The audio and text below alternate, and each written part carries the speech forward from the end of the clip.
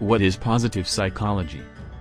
The term positive psychology was originally coined by the psychologist Abraham Maslow in the 1950s. In 2002, Martin Seligman popularized positive psychology through his influential work Authentic Happiness, defining it as the study of positive emotions and the strengths that enable individuals and communities to thrive.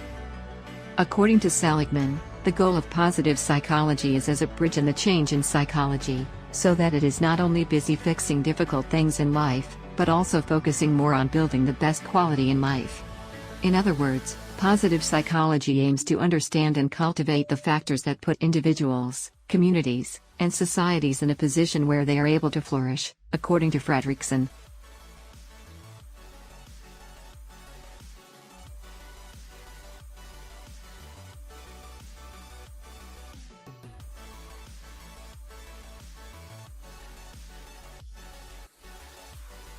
What is happiness?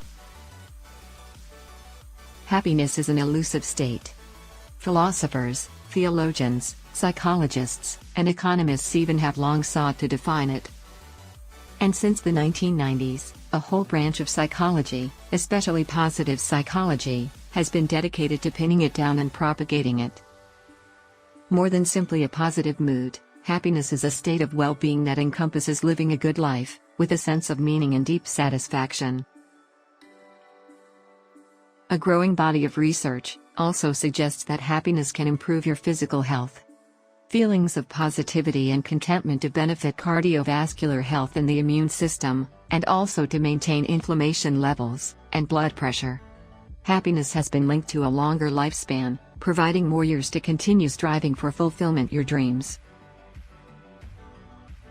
How is positive psychology related to happiness? The meaning of happiness in positive psychology really depends on who you ask. Happiness is often known by another name in positive psychology as subjective well-being. With so many takes on happiness, it's no wonder that happiness is a little difficult to define scientifically. According to researchers Kim Prieto, Ed Diener, and their colleagues, there are three main ways that happiness has been approached in positive psychology. First, happiness as a global assessment of life in all its facets. Second, happiness as a recollection of past emotional experiences. And third, happiness as an aggregation of multiple emotional reactions across time. Can individuals learn how to be happy? The answer from numerous studies is a resounding yes. You can learn how to be happier. But, the degree to which you can increase your happiness will vary widely by which theory you subscribe to, and there are no theories that not allow absolutely no room for individual improvement. The 7 Habits of Happy People. First is relationships by expressing your heart. People who have one or more close friendships are happier. It doesn't seem to matter if we have a large network of close relationships or not. What seems to make a difference is how often we cooperate in activities and share our personal feelings with a friend or relative. The second is acts of kindness. Cultivate kindness. People who volunteer or simply care for others on a consistent basis seem to be happier and less depressed. The nature of caring can be coming from the simplest, namely by reaching out to a colleague or classmate who looks lonely or is struggling with an issue. And the third is exercise and physical well-being. Keep moving and eat well. Regular exercise has been associated with improved mental well-being and a lower incidence of depression. Many studies are proving the ancient adage, sound body, sound mind. The next is flow. Find your flow or skill.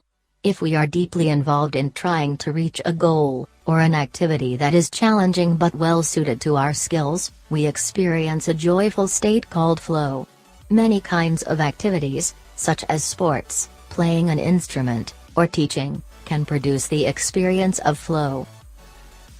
The next, spiritual engagement and meaning. Discovering meaning. Generally, religiosity can be defined as one's relationship with an established faith tradition or doctrine about a sacred other or supernatural power, while spirituality can often be defined as the intrinsic human capacity for self-transcendence, in which the self is embedded in something greater than the self, including the sacred, and which motivates the search for connectedness, meaning, purpose, and contribution. Then there are strengths and virtues. Discover and use your strengths.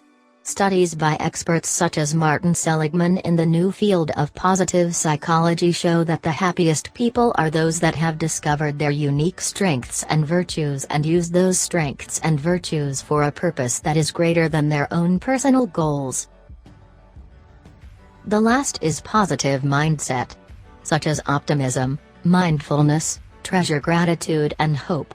Of all the areas studied in the relatively young field of positive psychology, gratitude has perhaps received the most attention. Grateful people have been shown to have greater positive emotion, a greater sense of belonging, and lower incidence of depression and stress.